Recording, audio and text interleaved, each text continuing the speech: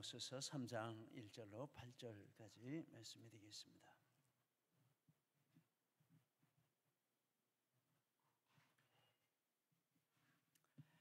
찾으셨으면 우리 교도하시겠습니다. 1절 제가 있습니다. 이스라엘 자손들아, 여호와께서 너희에 대하여 이루시는 이 말씀을 들으라. 애굽 땅에서 인도하여 올리신 모든 족속에 대하여 이르시기를, 내가 땅의 모든 족속 가운데 너희만을 알았나니 그러므로 내가 너희 모든 죄악을 너희에게 보응하리라 하셨나니, 두 사람의 뜻이 같지 않은데 어찌 동행하겠으며 사자가 움킨 것이 없는데 어찌 숲풀에서 부르짖겠으며 젊은 사자가 잡은 것이 없는데 어찌 굴에서 소리를 내겠느냐. 덫을 땅에 놓지 않았는데 새가 어찌 거기에 치이겠으며 잡힌 것이 없는데 덫이 어찌 땅에서 튀겠느냐. 성읍에서 나팔이 울리는데 백성이 어찌 두려워하지 아니하겠으며 여호와의 행하심이 없는데 재앙이 어찌 성읍에 임하겠느냐. 함께 있습니다. 주 여호와께서는 자기의 비밀을 그 종 선지자들에게 보이지 아니하시고는 결코 행하심이 없으시리라. 사자가 부르짖은즉 누가 두려워하지 아니하겠느냐. 주 여호와께서 말씀하신즉 누가 예언하지 아니하겠느냐. 아멘. 할렐루야. 오늘도 우리 하나님 우리 가운데 임재해 계신 줄 믿습니다. 오늘 말씀은 이스라엘의 죄를 심판하시는 하나님, 이런 제목으로 이게 세 번째 시간이 되겠습니다. 이스라엘의 죄악을 책망하시고 벌하실 것을 예고하는 내용이 계속 나오고 있습니다. 앞에 두 번에 걸쳐서 이스라엘의 죄악에 대해서 이렇게 묵상을 했는데, 첫째 이스라엘의 죄악은 사회적인 죄악이 있다 이렇게 말했습니다. 사회의 바른 가치관이 사라지고 불의가 지배하는 이런 사회가 되었습니다. 그래서 은을 6절에 보면 은을 받고 의인을 팔고 신 한 켤레를 받고 가난한 자를 팔고, 이런 일이 배금주의, 물질 만능주의 이런 것들이 사회에 가득하다라고 하겠습니다. 불의가 판을 치고 또 도덕적인 죄악이 있습니다. 사람들이 사람으로서 지켜야 할 이런 윤리를 지키지 않는 이런 현상이 있습니다. 7절에 보면 아버지와 아들이 한 젊은 여인에게 다닌다, 이런 일이 이스라엘 사회에 있다라고 했습니다. 영적인 죄악이 있습니다. 하나님을 예배하지 않고 우상을 예배하는데 베들레 가서 범죄하고 길갈에 가서 죄를 더한다.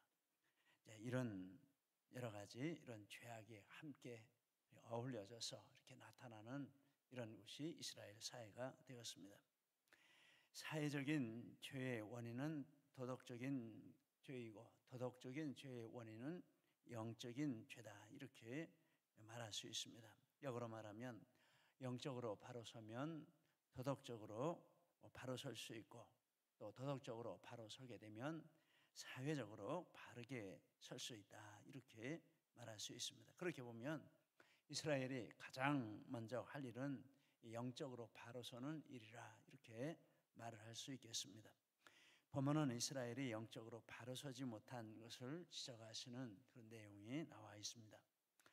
하나님께서 땅의 모든 족속 가운데서 이스라엘만 아셨습니다. 2절 말씀, 내가 땅의 모든 족속 가운데서 너희만 알았나니, 이 알았다라는 말씀은 택하셨다라는 뜻이 되겠습니다. 리빙 바이블은 이렇게 했습니다. 내가 땅의 모든 백성들 중에 오직 너희만 선택했다. 우리는 성경을 보면 이것이 진리라고 확인할 수 있습니다. 그리고 그들을 애굽에서 인도해 올리셨습니다. 1절에 애굽에서 인도하여 올리신 모든 족속이라 이스라엘을 이렇게 부르고 있습니다. 이스라엘을 택하시고 또 이스라엘을 구원하시고 하나님의 백성 삼으시는 이런 일을 하나님이 하셨습니다. 택한 백성이 되었습니다.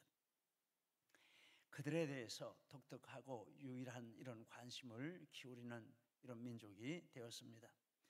그래서 하나님이 하시는 말씀이 있는데 하나님의 말씀을 들어야 된다, 이런 말씀을 하십니다.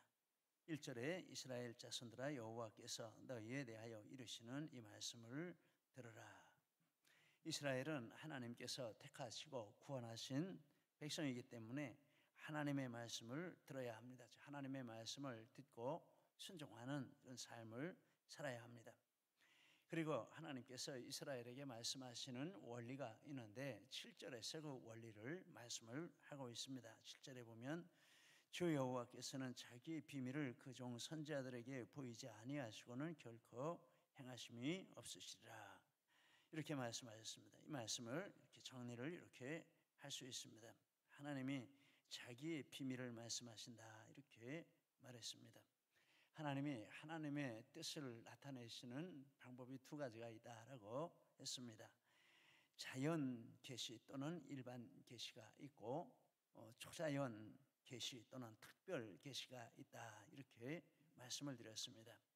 자연 계시 또는 일반 계시는 하나님이 창조하신 우주 만물을 통해서 하나님의 존재하심 또 하나님의 영원하심, 전능하심 등 하나님의 이런 특성을 나타내서 보여주시는 것인데 이것은 비밀이 아닙니다. 왜냐하면 이것은 모든 사람들이 보아서 알도록 이 자연 속에 담아놓으신 하나님의 계시가 되기 때문에 비밀이 아닙니다. 그래서 일반 계시라. 구원받은 사람이든 안 받은 사람이든 누구나 다 자연을 보면 신이 있다. 이것은 알 수 있습니다. 그리고 그 신은 위대하다. 능력이 있다. 이것은 알 수 있는 것입니다. 이건 일반 계시라 이렇게 말합니다. 비밀이 아닙니다. 특별 계시가 있습니다. 말씀을 주시는 그 방법으로 이렇게 하나님의 뜻을 이렇게 계시해 주시는 것인데 그 계시는 인간의 죄, 사망 그리고 구원에 대한 진리를 나타내는 것이고 이것은 택하신 백성들에게만 주시는 것이기 때문에 비밀이라 이렇게 말씀을 하는 것입니다. 세상 사람들에게는 들려줘도 모릅니다. 말해줘도 안 믿습니다. 그렇지 않습니까? 예수 믿으세요 가서 말해도 안 믿습니다. 아무리 외쳐도 다 그냥 지나가지 하다가 반응을 보이는 사람이 있으면 택한 백성입니다. 믿는 백성이고 택한 백성이고 또 믿고 싶은 사람이고 그래서 이것은 비밀입니다. 특별한 사람 하나님의 택하신 백성들에게만 하나님이 믿게 해주시고 알게 해주시고 그런 비밀이 되겠습니다. 특별계시의 핵심은 예수 그리스도의 대속 구원 그것이 비밀이라 이렇게 말씀하고 있습니다. 골로새 1장 26절 27절에 비밀은 만세와 만대로부터 감추어졌던 것인데 이제 곧 그의 성도들에게 나타났고 비밀인데 성도들에게 이제 알려졌고 이 비밀은 너희 안에 계신 그리스도신이 곧 영광의 소망이시라. 이제 우리는 비밀을 아는 안쪽에 있는 그룹이 된 것이고 세상 사람들은 비밀을 모르는 바깥쪽에 있는 이런 존재들이 된 것입니다. 근데 그 비밀은 예수 그리스도시라라고 말씀을 합니다. 디모데전서 3장 16절에도 이렇게 말합니다. 그러다 경건의 비밀이요 그렇지 않다 하는 이 없도다. 그는 육신으로 나타난 바 되시고 영으로 의롭다 하심을 받으시고 천사들에게 보이시고 만국에서 전파되시고 세상에서 믿음 받으시고 영광 가운데서 올려주셨느니라. 이것은 예수 그리스도의 사역에 대해서 이렇게 말씀을 하고 있습니다. 비밀 대신 예수 그리스도의 그 비밀의 그 사역의 내용이 이러하다라고 말씀을 하고 있습니다. 여러분 우리는 비밀을 압니다. 할렐루야. 우리는 비밀을 아는 사람들이 되었습니다. 얼마나 감사하고 기쁜 일인지 모르겠습니다. 이스라엘에게 이 비밀을 이렇게 알려주셨는데 그 비밀을 선지자들에게 보이신다라고 말씀하십니다. 구약시대에는 선지자, 신약시대에는 이 사도들을 통해서 비밀을 계시해 주시고 나타내 주셨습니다. 그래서 그 이외의 방법으로는 비밀을 알리시지 않는다라고 했습니다. 에베소 3장 5절에 이렇게 말씀을 했습니다. 그런데 하나님이 이 비밀을 선지자들에게 보이지 아니하시고는 결코 행하시지 않는다 이런 말씀도 나와 있습니다. 이 말씀의 뜻을 이렇게 다음과 같이 이렇게 생각을 할 수 있습니다. 아무리 신비하고 오묘한 이런 어떤 사건이나 내용이나 이런 것들이라도 성경에 말씀하지 않으신 내용은 믿을 필요가 없습니다. 선지자들과 사도들을 통해서 말씀해 주신 그것을 벗어나는 것은 아무리 놀라운 기적이라도 신비한 첨이라도 그걸 믿을 이유가 하나도 없다라는 것입니다. 믿을 필요가 없습니다. 성경대로 믿고 순종하면 그것으로 충분한 것입니다. 그래서 우리는 무슨 기적을 따라가는 사람들이 아닙니다. 신비한 체험을 따라가는 사람들이 아닙니다. 여러분 그런 거 매이지 마십시오. 자유하십시오. 누가 신비한 체험을 했다고 해서 그게 축복이라 이렇게 말할 수도 없습니다. 누가 기적을 체험했다고 해서 그게 정말 진짜다 이렇게 말할 수도 없습니다. 진짜일 수도 있고 아닐 수도 있지만 그거보다 더 중요한 것은 예수 그리스도의 대속의 진리를 우리가 마음 가운데 믿고 우리 마음에 예수님을 모시고 사는 이것이 더 중요한 것이라는 것입니다. 기적신앙도 좋고 신비의 신앙도 좋지만 그것보다 더 중요한 것은 말씀신앙인 줄 믿습니다. 말씀이 분명하면 되는 것입니다. 그래서 이 말씀을 분명하게 깨닫고 알고 믿고 말씀을 붙들고 나아가면 그게 바른 신앙이고 또 말씀하신 것에 대해서는 조금이라도 무시하면 하나님이 그 책임을 물으신다 이렇게 말할 수 있습니다. 선지자들에게 보이지 아니하시고는 결코 행하심이 없기 때문에 선지자들 사도들을 통해서 주신 말씀 아니면 우리가 관심 들 필요가 없지만 그러나 선지자들을 통해서 주신 말씀인데 우리가 무관심하고 그것을 무시한다면 거기에 대해서는 반드시 책임이 온다 이렇게 말씀을 하는 것입니다. 마태복음 5장 18절 19절에 이렇게 말씀합니다. 진실로 너희에게 이르노니 천지가 없어지기 전에는 율법의 1.1억이라도 결코 없어지지 아니하고 다 이루리라. 그러므로 누구든지 이 계명 중 지극히 작은 것 하나라도 버리고 또 그같이 사람을 가르치는 자는 천국에 지극히 작다 일컬음 받을 것이요 누구든지 이를 행하며 가르치는 자는 천국에서 크다 일컬음을 받으리라. 요한계시록 22장 18절 19절에도 같은 말씀을 더 강력하게 하시는 내용이 나오고 있습니다. 그래서 우리는 말씀에 대해서 이건 작은 말씀 내 마음에 안 드는 말씀이니까 필요 없다 이렇게 하면 됩니다. 무섭습니다. 안 됩니다. 내 생각에 안 맞으니까 이건 내가 이렇게 돌려서 생각하고 다르게 해석해서 내가 이것을 다르게 적용하겠다 이거 안 되면 무섭습니다. 못하는 거는 못하는 거지만 이해하는 거는 바르게 성경대로 이해하고 받아들여야 됩니다. 못하는 것에 대해서 회개해야 됩니다. 그런데 못하는 것을 합리화하고 말씀을 왜곡하는 것은 지금 이게 잘못된 것입니다. 무서운 것입니다. 그것보다 더 무서운 죄가 없다라고 하겠습니다. 여러분 우리가 다 하겠습니까? 못합니다. 근데 못하는 거 인정하는 게 중요한 것이죠. 못하기 때문에 말씀을 왜곡을 한다. 이게 안 되는 것입니다. 그래서 하나님의 택하심과 구원하심을 받은 성도들은 항상 하나님의 말씀하고 하나님의 말씀을 사모하고 그 말씀에 순종하는 삶을 살아야 한다. 이렇게 말할 수 있습니다. 그래서 하나님 앞에 이렇게 말씀을 읽을 때나 또 말씀을 나눌 때나 이럴 때 하나님 정말 하나님이 뜻하신 마음의 뜻하신 그 내용을 이렇게 나눌 수 있고 또 그 내용을 이해할 수 있고 전달할 수 있고 이렇게 기도하며 나누고 또 받고 이래야 하는 줄 믿습니다. 내 마음대로 이렇게 한다. 이거 책임이 따라오는 것입니다. 화장해도 책임이 따라오고 축소해도 책임이 따라오고 큰 책임 아닙니까? 감히 우리가 누군데 하나님의 말씀을 과장하고 또 축소하고 이런 잘못된 일을 할 수 있겠습니까? 이 두려운 일입니다. 다른 사람에게 하는 것도 그렇고 내 자신에게 내가 스스로 하는 것도 마찬가지로 그렇습니다. 말씀 앞에 우리가 정직해야 할 줄 믿습니다. 그래서 하나님이 이 선지자들을 통해서 말씀하시는데 말씀하지 아니하시고는 결코 행하심이 없기 때문에 말씀하지 않은 것에 대해서는 우리가 관심을 둘 필요가 없고 그러나 말씀하신 것은 거꾸로 하면 반드시 행하시기 때문에 그 말씀에 대해서는 결코 우리가 이렇게 저렇게 할 수가 없고 그대로 순종하기를 믿고 순종하기를 힘써야 한다 이렇게 말할 수 있습니다. 할렐루야. 네, 아멘입니다. 하나님은 이제 이스라엘에게 그들의 죄악을 보응하신다고 말합니다. 2절에 그러므로 내가 너희 모든 죄악을 너희에게 보응하리라 하셨나니 하나님께서 이스라엘의 죄를 보응하신다라는 것은 이 본문의 문맥에서 보면 이 특별 계시를 거부한 죄, 안 믿은 죄, 불순종한 죄 이것을 가리키는 말씀이 되겠습니다. 하나님의 말씀을 통해서 주신 그 내용들을 거부하고 왜곡하고 다르게 이렇게 적용한 이런 죄들을 가리키는 것입니다. 1절, 2절과 7절을 제가 읽어보면 이렇습니다. 1절, 2절 보시기 바랍니다. 이스라엘 자손들아, 여호와께서 너희에 대하여 이르시는 이 말씀을 들으라.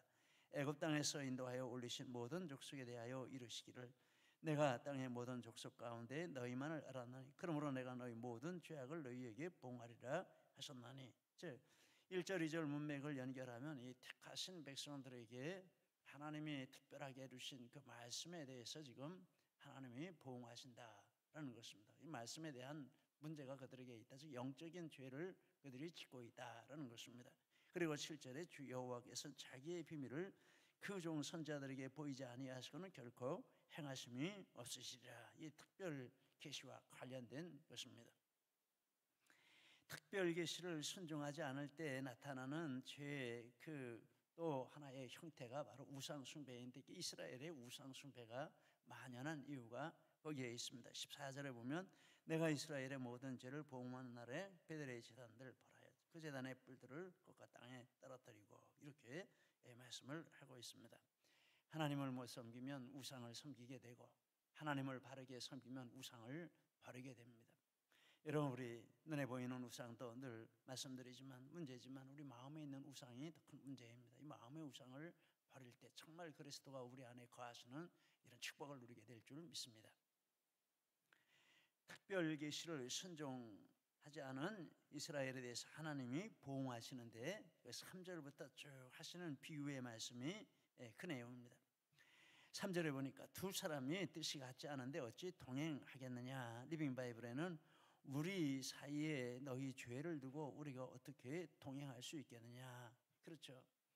무슨 말을 하라고 실천하라고 얘기를 했는데 저쪽에서 그 말을 실천하지 않으면 이게 같이 동행할 수가 없는 것이죠. 이스라엘이 지금 하나님이 말씀해 주셨는데 그걸 불순종하기 때문에 하나님이 그들과 함께 할 수 없다. 이런 말씀 하시는 것입니다. 사자가 움킨 것이 없고 젊은 사자가 잡은 것이 없이 소리내겠느냐. 4절 말씀. 또 리빙 바이블에 보면 내가 이유 없이 사자처럼 부르짖겠느냐. 그것은 내가 너희를 멸할 준비를 하고 있음을 보여준다. 하나님이 자꾸 이렇게 책망하시고 위협하시는 것처럼 들리고 벌하시겠다라고 하는 게 사자가 우는 것과 같다라는 것입니다. 사자가 이유 없이 우는 게 아닌 것처럼 내가 이런 말 하는 게 이유 없는 게 아니다. 너 영적인 죄악 때문에 내가 자꾸 너희를 책망한다. 이렇게 말씀을 하십니다. 또 덫을 놓지 않았으면 새가 치일 수 없고 잡힌 것이 없으면 덫이 튕길 수 없는데 리빙 바이블에 또 보면 덫은 밟지 않으면 다치지 않는데 그와 같이 너희가 죄를 지었기 때문에 벌할 일이 준비되어 있다. 이렇게 말씀을 하십니다.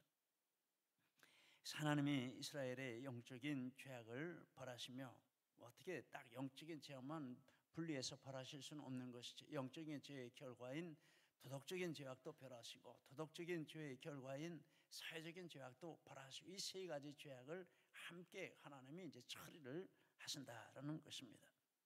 그래서 11절 말씀에 주 여호와께서 이와 같이 말씀하시되 이 땅 사면에 대적이 있어 내 힘을 쇠하게 하며 내 궁궐을 약탈하게 하리라.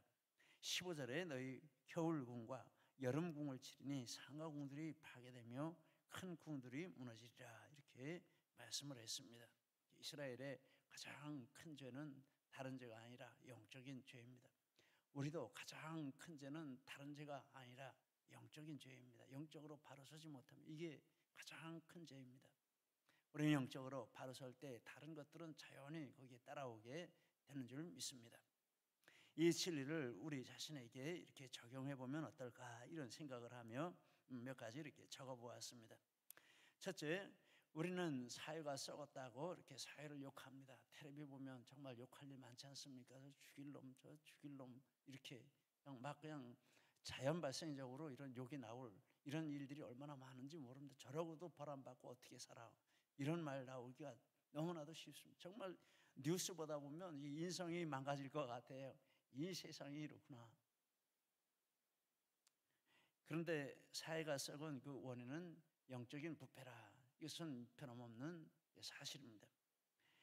사회가 썩은 것은 도덕적인 부패이고 도덕이 무너진 것은 영적인 부패가 있기 때문이다라고 하겠습니다.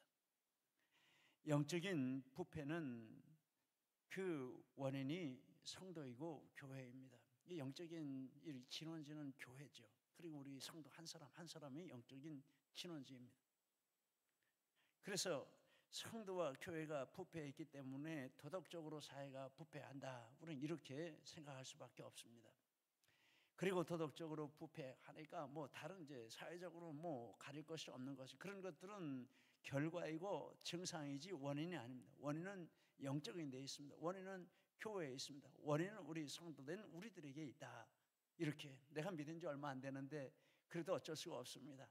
우리 예수 믿는 사람은 이제 이런 생각을 가지고 하나님 앞에 이런 죄에 대한 이런 의식을 가져야 한다라고 하겠습니다.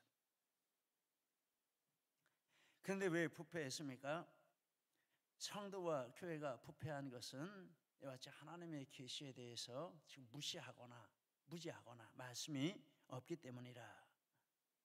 모르거나 순종하지 않거나, 그리고 이 특별 계시 중에 정말 특별 계시는 예수 그리스도의 십자가인데, 그래서 말씀을 무시한다라는 것을 더 좁히면 예수님을 무시한다라는 것이고, 예수님을 무시한다라는 것을 또 다르게 말하면 예수님을 본받는 삶을 살지 않는다, 예수님을 따라가는 삶을 살지 않는다, 이렇게 말할 수 있습니다. 이게 영적인 죄입니다. 예수님을 따라가는 삶을 살지 않는 이게 영적인 죄입니다. 예수님을 본받는 삶은 무엇입니까? 예수님을 본받는 삶은 예수님의 십자가 대속의 은혜에 감격해서 주님이 나를 위해서 모든 것을 버리신 것처럼 나도 주님을 위해서 모든 것을 버리겠다라는 이런 마음으로 주님 앞에 이런 자세로 삶을 살아가는 것이라. 저도 부끄럽지만 이게 바로 영적인 이런 면에 살아있는 모습이라고 하겠습니다. 그래서 이렇게 산다면 시험 들 일이 아무것도 없습니다. 뭐가 시험 들게 하겠습니까? 주님이 나 위해 죽으신 것이 감사해서 내가 주님 위해 헌신하고 주님 위해 봉사하고 주님 위해 사는데, 그런데 그럼 시험 들 게 뭐가 있습니까? 시험 들 거 없습니다. 뭐 남이 뭐라고 하는 게 뭐가 문제가 됩니까? 안 됩니다. 알아주냐 안 알아주냐, 좋은 소리 하냐 싫은 소리 하냐, 그거 아무 문제가 안 됩니다.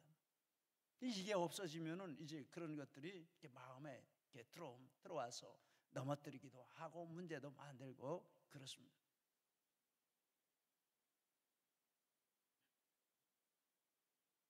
영적인 죄는 다른 우리가 윤리적인 죄를 안 짓는다, 사회적인 그런 사람들 짓는 죄를 안 짓는다, 이게 아니고 예수 그리스도를 마음에 모시고 그분을 따라가는 삶을 살지 못하는 이게 영적인 죄입니다. 이런 면에서 우리가 정말 하나님 앞에 우리 자신을 점검해야 되겠다, 이런 생각을 합니다. 그리고 그것을 고백하고 선포하는 것이 갈라디아서 2장 20절인데 우리 제자반 때 가장 먼저 암송하는 구절인데 우리 보시면서 같이 한번 읽겠습니다. 내가 그리스도와 함께 십자가에 못 박혔나니 그런즉 이제는 내가 사는 것이 아니요 오직 내 안에 그리스도께서 사시는 것이라. 이제 내가 육체 가운데 사는 것은 나를 사랑하사 나를 위하여 자기 자신을 버리신 하나님의 아들을 믿는 믿음 안에서 사는 것이라.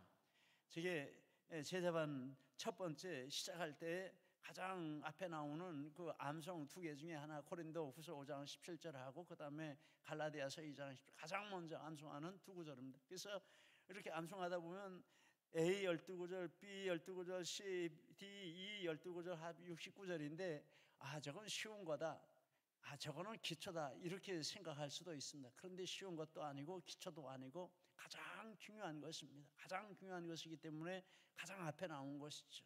정말 저 말씀대로만 우리가 살 수 있다면 저것이 영적으로 살아있는 삶이 아니겠습니까?